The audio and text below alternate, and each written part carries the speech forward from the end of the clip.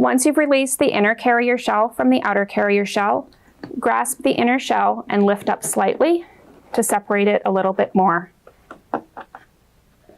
Push the crotch buckle down through the buckle pad.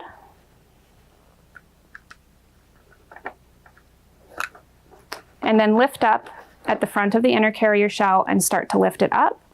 Pull the adjuster strap down, continue lifting, and feed the buckle down. As you lift up further, you'll be able to get access to start to push the buckle tongues down through the hip strap openings,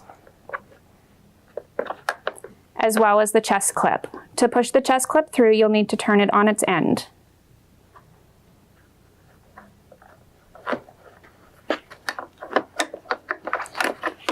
Slide the harness cover off the end of the harness strap if the harness covers are on.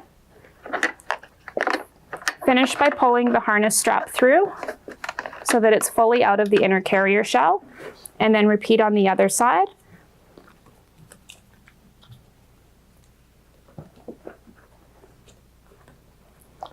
By passing first the buckle tongue through, then the chest clip, slide the harness cover off if it's on, and pull the harness strap through. You'll then be able to pull the inner shell completely off from the outer one.